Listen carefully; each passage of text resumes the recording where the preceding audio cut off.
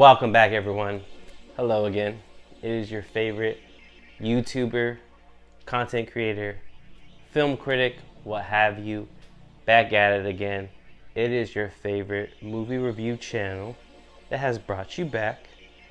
And if you're not familiar, we'll get familiar. This is Peter Man, the loveliest host of Man Cinema Reviews. And today, I'll be reviewing the latest sports drama, Challengers, starring Zendaya. But before we get to that, let's go ahead and take care of some business, and that is to press like, subscribe, and be sure to hit the notification bell as well to notify you to stay up and in tune to everything cinema, Man Cinema Reviews. As always, for the day ones and new subscribers, thank you so much for choosing Man Cinema Reviews. You could be anywhere else in the world, but you're here with me, and I'm glad you are. Challengers is about Tashi, a tennis player turned coach that has transformed her husband from a mediocre player into a world-famous Grand Slam champion. To jolt him out of his recent losing streak, she makes him play a challenger event close to the lowest level of tournament on the pro tour. Tensions soon run high when he finds himself standing across the net from the once promising, now burnt out Patrick, his former best friend and Tashi's former boyfriend. Now, we have a throuple, and it's a powerhouse ensemble, very tight and just full of exuberance, and they just are lush and beautiful. This is starring Zendaya as Tashi. We have the two best friends, Art, played by Mike Faist, and Josh O'Connor, playing Patrick. Now, this film goes non-linear. We are introduced to these three characters with the lovely and beautiful Zendaya playing Tashi, a force to be reckoned with. You can kind of parallel her trajectory as a young Venus or Serena Williams, just at the top of her game, getting all the endorsements, the accolades, what have you. She's killing it. She's a force to be reckoned with. She is a bull with a tennis racket, just ready to dominate. And the two best friends, who are doubles or duos or whatever, I'm not really in tune with the tennis world, but they play as a couple, Art and Patrick, played again by Mike Faist and Josh O'Connor. They are just enamored with Tashi. I believe that it is Patrick, Josh O'Connor, that puts Art on game with Tashi, saying she's the future of tennis, and they see her at a match, and she's just a force to be reckoned with, a behemoth. And she's just out there yelling and just doing her serves with just all the veracity and might. And they are just enamored with her skill, her grace in the sport of tennis, and they must get to know her. They meet her at a party. They kind of proposition her to go back to their hotel room, and when the two are destined to be graced with her presence, they make the moves of starting some shit, and they get into the thick of it with some varying degrees of performance and success. It gets really weird, y'all.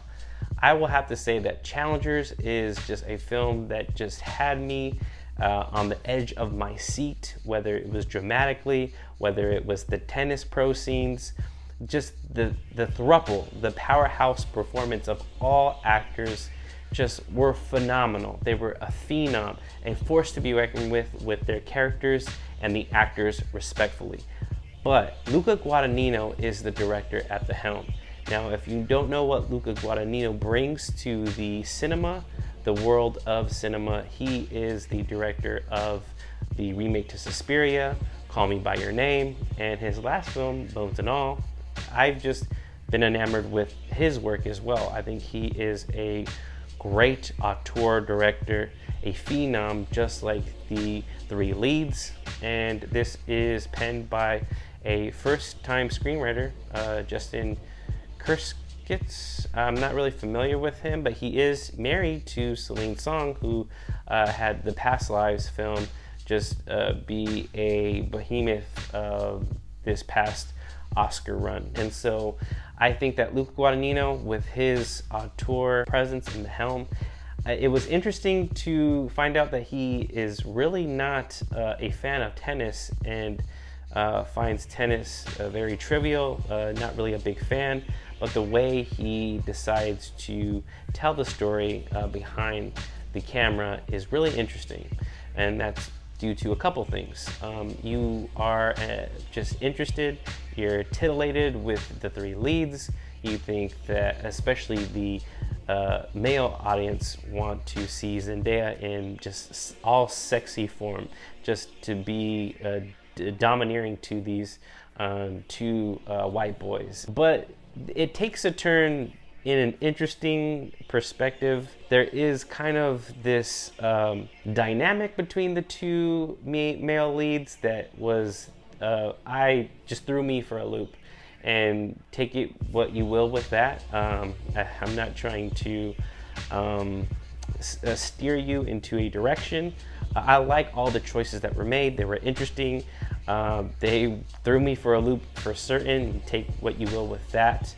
But all three leads are great. But really, this film, I was thinking this was gonna be tennis meets 50 Shades of Grey, and yes, it gets very erotic, very sexy, and all three actors are, you know, good-looking people. But for people thinking that Zendaya is gonna bear all of her acting and her assets, if you will, you'd be surprised to find out that actually this is a very homoerotic drama about tennis.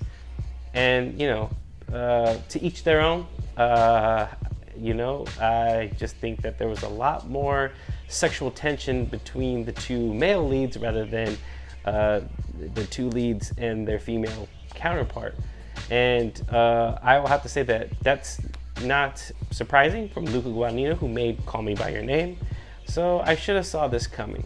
But I will say that all three leads are just powerhouse performers at the helm. And this is just rich material that just exudes just confidence, bold and brash and abrasive and tension-filled sequences with, as far as the narrative is concerned, and the sport of tennis. All the sequences of tennis are very riveting, very emotional, action-packed.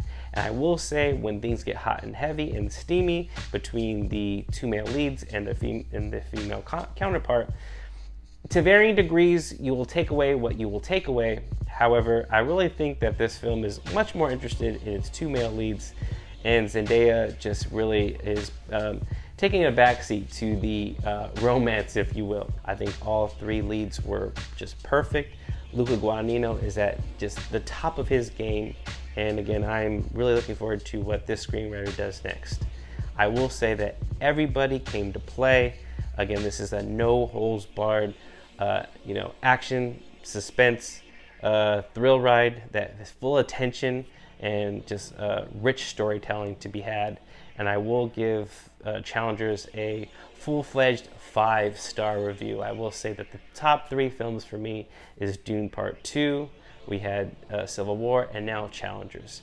There's 3 phenomenal, again, behemoth of cinema, and again, those are my favorite films thus far this year. But what did you think about Challengers? Did you like it? Did you dislike it? Did you find it interesting, at least? Let me know down in the comments down below, and we'll see you on the next one. Have a nice day. This has been Peter Mann of Manson Reviews. Subscribe, y'all. Take care.